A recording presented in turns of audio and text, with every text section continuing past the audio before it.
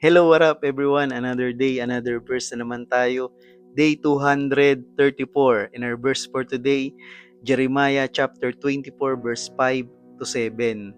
Ako ang Panginoon, ang Diyos ng Israel, ay nagsasabing ituturing kong parang magagandang igos ang mga Israelitang ipinabihag ko sa mga taga-Babylonia.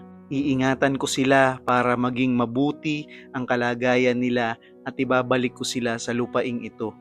Muli ko silang itatayo at hindi nalilipulin. Patatatagin ko sila at hindi nabubunutin. Bibigyan ko sila ng pusong kikilala sa akin na ako ang Panginoon. Magiging mamamayan ko sila at ako'y magiging kanilang Diyos dahil magbabalik loob na sila sa akin ng taos-puso. Jeremiah 24. Jeremiah chapter 24, ito yung nagbigay ng vision ang Panginoong Diyos kay Prophet Jeremiah. Tungkol ito sa dalawang basket ng igos. Yung unang basket is napakaganda, sariwa, at hinog na yung mga bunga. Samantalang yung ikalawang basket ay mga nabubulok na at hindi na talaga makakain. Inilarawan ng Panginoon na yung unang basket na maganda at sariwang bunga ng igos, ito yung kanyang bayan na Israel na naging captive ng Babylonia. Bagamat hindi okay yung naging sitwasyon nila, pero ang kapalit naman nito ay nakakilala sila sa Panginoon. Yung ikalawang basket naman, ito naman si King Sedekiah na talagang puro kasuklam-suklam yung ginawa na galit sa kanyang Panginoon. At dahil sa kasamaan na mga ginawa niya, ang sabi ng Bible, kukutyain at susumpain siya ng lahat ng mga bansa.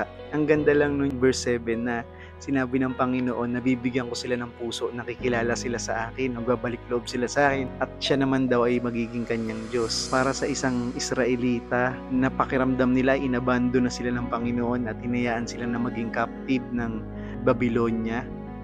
Nakaka-surprise yung pangyayari na yun na ginamit ng Panginoon yung pagkakabihag nila sa Babylonia para sa ikabubuti ng mga Israelita. May mga pangyayari sa buhay natin na parang pakiramdam natin nahihirapan tayo, pakiramdam natin inabandon na tayo ng Diyos o hindi niya tayo pinapakinggan. Yung pala, si God gumagawa pala siya behind the scene. Sometimes, yung mga pakiramdam natin na failure tayo or pinaparusahan tayo ng Panginoon. Yung mga season na parang pakiramdam natin nagiging talunan tayo. Parang ang tagal-tagal na natin naghihintay sa mga pinapanalangin natin sa Panginoon. Or minsan walang kasiguruduhan yung mga planuhin mo or yung mga gagawin mo. Yung bawat disappointment minsan, hindi natin alam ginagamit pala ng Panginoon para baguhin yung puso natin. Dahil dito sa verse na to, nalaman natin na si God mas concerned siya dun sa sitwasyon ng puso natin kaysa dun sa circumstances na pinagdadaanan natin. Hindi lang binago ng Panginoon yung sitwasyon ng mga Israelita, kundi binago rin ng Panginoon yung kanilang mga puso. Isang bagong puso na kumikilala sa tunay na Diyos at Panginoon ng kanilang buhay, na sometimes mas importante or mas greater blessing yung mas makilala natin ang Panginoon kaysa sa mga sitwasyon natin. Hindi naman permanente ang mga sitwasyon natin. Magbabago at magbabago ito. Pero nawa sa bawat pagbabago ng sitwasyon natin, kasama doon, binabago rin ng Panginoon yung puso natin. Kagaya ng mga Israelita, akala natin inabandono na tayo ng Panginoon. Pero sobrang sarap basahin ng verse 7. Yung sinasabi niya na, I will be your God and you will be my people. Akala natin nakakalimutan tayo ng Panginoon, pero ang katotohanan, hindi niya tayo kinakalimutan. Kahit minsan nagagalit siya or nagpaparusa siya, pero tayo pa rin talaga yung minamahal niya. Tayo pa rin talaga yung pinipili niya. Maaaring kagaya ng mga Israelita na wala tayo sa comfort zone natin.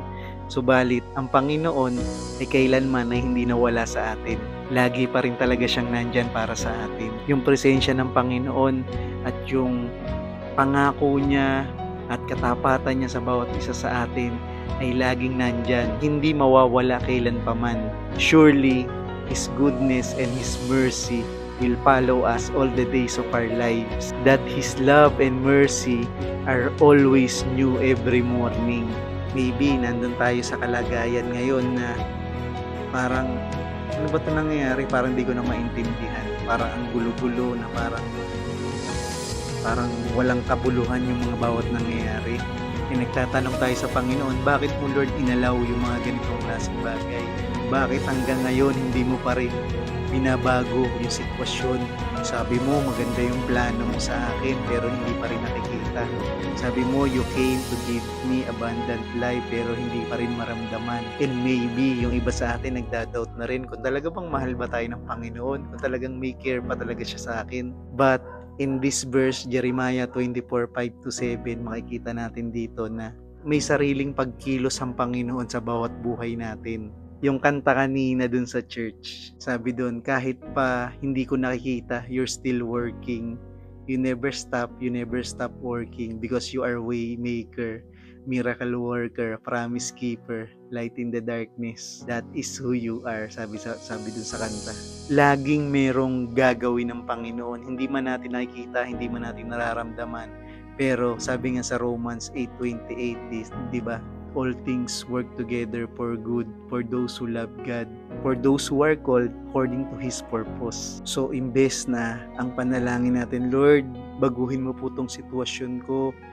Lord, ba't di natin ipanalangin na, Lord, baguhin mo po ang puso ko using this situation. Nawa, mas makilala pa po kita ng lubos sa pangyayari na ito. Dahil ang pinaka-importante sa ating Panginoon, hindi yung circumstances na meron tayo. Ang pinaka-importante sa Kanya ay kung mas mapapalapit ba tayo sa Kanya, mas makikilala ba natin siya, at mas mamahalin ba natin siya, at mas magtitiwala ba tayo sa Kanyang magagawa. God bless everyone. Inaway patuloy nating palaganapin ang salita ng Panginoon dito sa mundong to.